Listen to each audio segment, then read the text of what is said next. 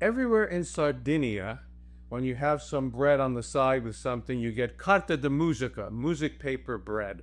Well, this is one of those things that nobody makes it more than once. They make it once, it's a pain, and they say, oh, I'm just going to buy it at the store. But thankfully, there is a simpler alternative called Pane Sardo, and that's what we're going to make today. So we have 100 grams of bread flour, 100 grams of pastry flour, and then 190 grams of semolina flour. Okay. And then that's all the dry ingredients except for one thing, which is a little bit of salt. It's like 4 grams of salt. All right, we're good. Okay, now, then we put in the liquids. The liquids are 200 grams of water and 50 grams of olive oil. Now you can put any other kinds of additions to this. This is the basics, okay? You can put herbs, you can put spices, you can put cheese or whatever. I'm going to keep it simple. I'm just going to put in about a tablespoon of black pepper. We're going to make sort of a black pepper crisp bread here. I use the paddle attachment on low, and I'm just going to mix this until it's completely thoroughly mixed. That's going to take a little bit of time. Well, it's all mixed up now. It's a nice homogeneous mix of dough that I'm going to pull out of here and put it on the scale. And the reason is I'm going to kind of make it into portions, because there's going to be a series of different bits of bread. You can do whatever you'd like. I generally go around 100, grams per piece, so you can go 150, whatever. And what you do is you take it, so I break this up. This is going to be about 6 balls, right? And I'm just going to break them up like that, make these balls. I'm going to cover them with a damp cloth and let them rest for about a half an hour, and then we'll be able to come back and start forming the bread. Well, we're ready to move on to the next step. The dough's all rested. The oven is set for 350. So what I'm going to do now is I have to roll out each of these pieces. So here's one of them.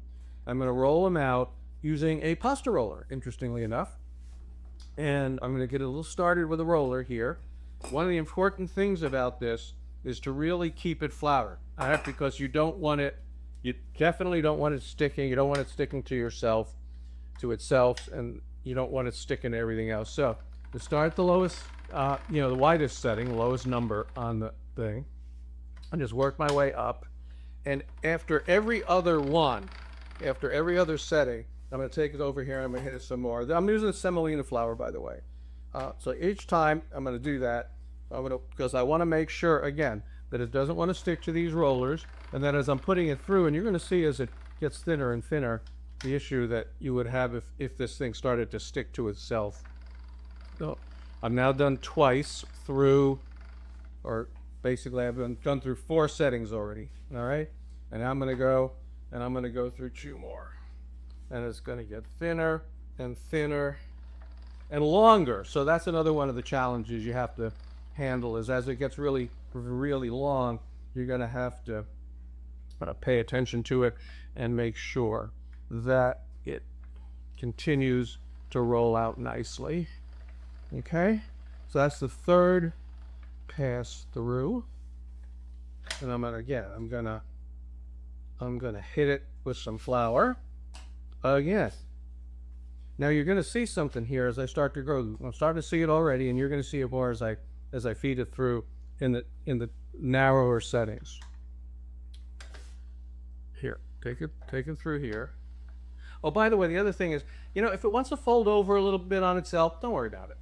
Now you're starting to see, I think, you are starting to see that it's starting to tear a little bit. But that's not a big deal. It's perfectly okay. This is a rustic kind of a flatbread. In addition, I put the peppercorns in there, if you remember, and so that's gonna, make it not want to hold together all the time. So it catches a peppercorn as it's rolling through, and it makes a little tear. Not a big deal. And like I said, if it wants to fold over a little bit, don't really worry about it.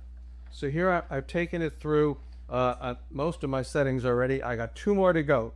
When I get to those last 2, just to make life a little bit easier, I'm gonna actually now cut it in half because it's getting really, really long. So I'm gonna cut it in half and do the last pass through in 2 pieces. And again, what am I gonna do? I'm gonna flour it because as it's rolling out, the moisture is coming back up again, right? And so if I don't do this, it's gonna actually be quite a pain to handle it later, all right? So here, that's the last flouring. And now I'm gonna go through the last 2 settings on my pasta machine. Okay? And it's gonna go just like that. There's one going through. I get the other.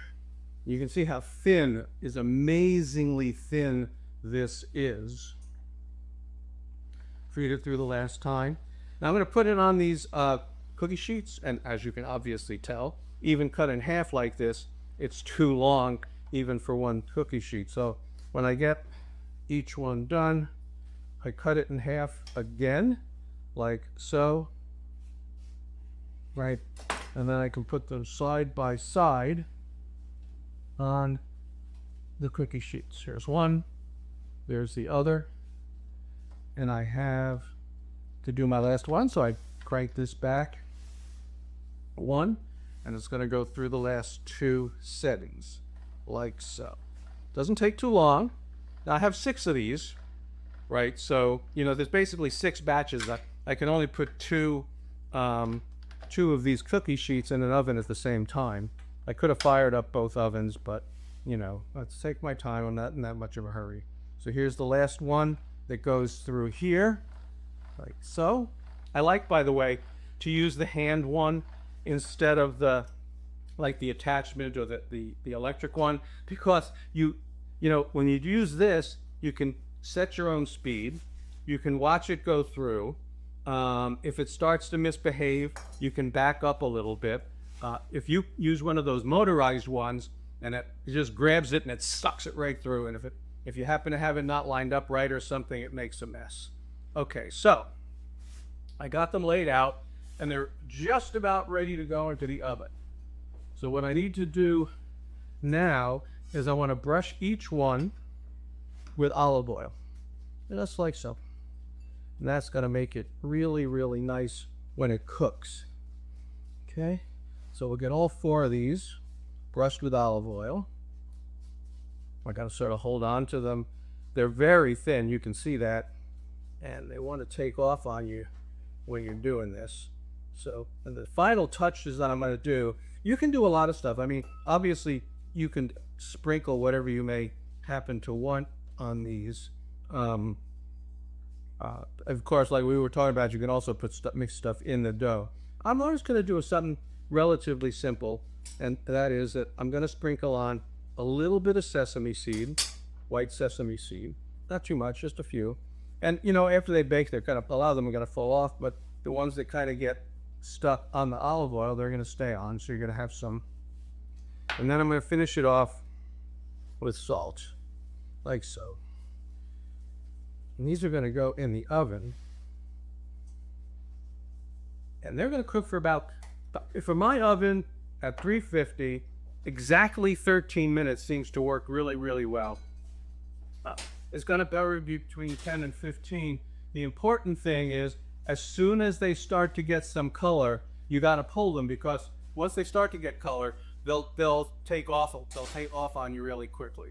Hey Donna, would you like to try some? Absolutely. Okay. So here's some of the ones that are done already. You can see the nice color. They're super, super thin. We're going to give one to Donna here, and I'm going to try one too. So, I mean, you can tell how crispy they are. You just snap right off just like that. So they're super crispy. It has pepper in it. And this is, I really like the pepper. That's a little bite to it, and it has a nice texture with the semolina. I think this is, And then a super little a little salt on top. It's really good. And so you serve this just like they do in Sardinia. You serve it with your other stuff. Maybe you'll have a little tomato bruschetta. It's not something you put on it. You don't put on. You eat it along with your No, it'll collapse if you try to dip with it. You eat it along with your sausage, along with your little, cheese, or whatever it may be. Yeah. So there you have it, folks. Pane Sardo, the easier way to get the same effect as the carta de musica. And we will see you next time.